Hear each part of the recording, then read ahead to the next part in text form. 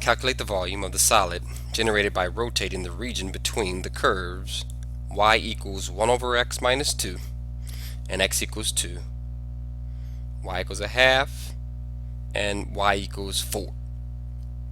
And we're going to rotate this about the line x equals negative 4. The very first thing we need to do is get a good drawing of the region.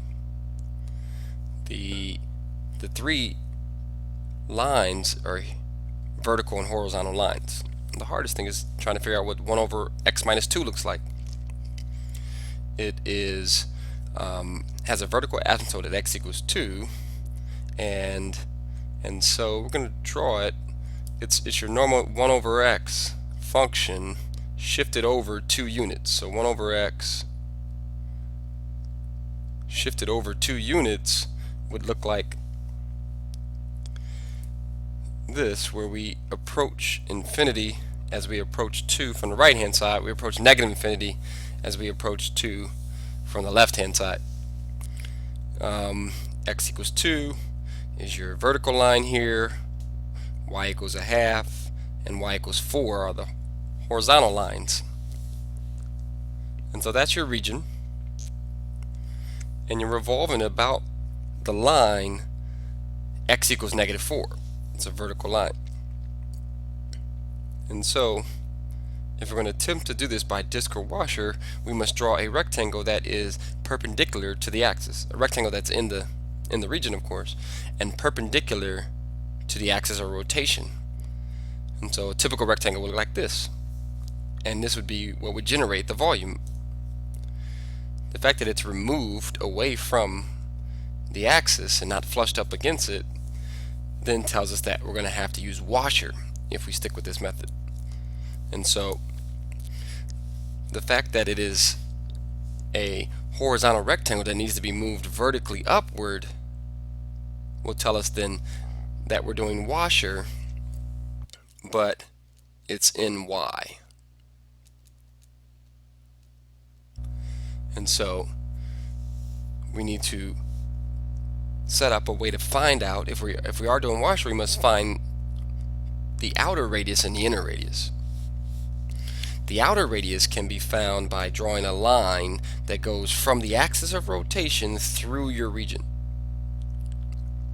So this blue line would represent a typical outer radius. And we have to find out how long that line is in general as we move the rectangle vertically upward.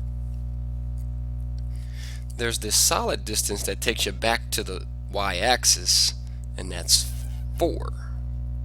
And then there's this distance off the y-axis, and that's called x. And so if we have y equals 1 over x minus 2, that would give us x minus 2 is 1 over y. Multiplying both sides by x minus 2 and dividing both sides by y. And so we add 2 to both sides, and we end up with x equals 1 over y plus 2. That's the distance off the y-axis to the curve. 1 over y plus 2. And to that we add on the 4, which is the distance back to the y-axis, and so altogether we have 6 plus 1 over y as our outer radius.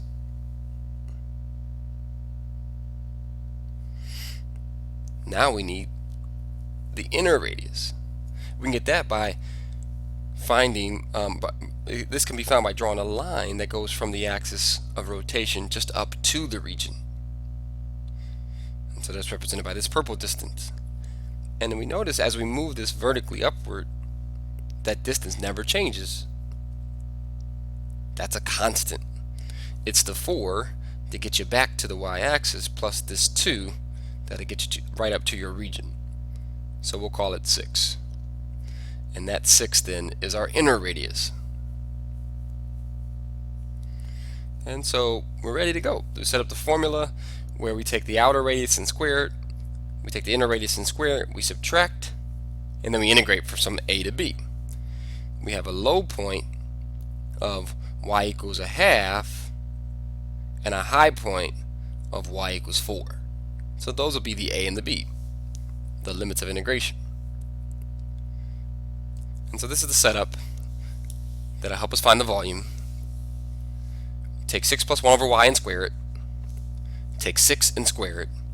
Subtract and integrate from 1/2 to 4. Let's do that on the next slide. So we have to square out 6 plus 1 over y. And that's multiplying it by itself. And so what we're going to get then is a 36, a 6 over y, and another 6 over y.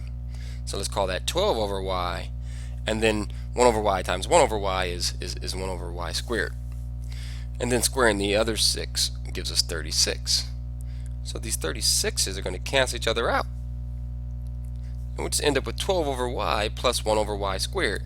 Now, just thinking ahead, 1 over y squared needs to be integrated by treating the exponent as -2. So we can do the power rule in reverse on it. But the 12 over y can be left like that because that to get the antiderivative of that, we just use the natural log. And so we get the antiderivative to be 12 log y plus y to the -1 over -1. But really, negative exponents are great for finding the integration, finding the antiderivative. But then when it comes time to evaluate, it's better to have a positive exponent. So let's just call that -1 over y after simplifying it. Now let's plug a 4 in, get a result. Plug a 1/2 in, get a result. Subtract them, and then we'll have our answer. Don't forget about the pi that's on the outside. And so we plug the 4 in, we get 12 log 4 minus a fourth. We plug the 1/2 in, we get 12 log 1/2 minus 1 over a 1/2. But 1 over a 1/2 is just 2. And so we end up with putting these two guys together. They both have this 12 in front. It's nice to, when they have the same coefficient, to factor it out. And we'll be looking at log 4 minus log 1/2. And then as far as the constants go, we have a negative a fourth and a positive 2, because the negative that's here and the negative that's in this other position. Now if you have the log of a minus the log of b, you can combine them into one log with division. And so we'll do that next. And then when it comes time to put these two other numbers together, that's just 8/4 minus a fourth, so that's 7/4. And 4 divided by a 1/2 is just 8. So we get a final answer of pi times the quantity of 12 log 8 plus 7/4.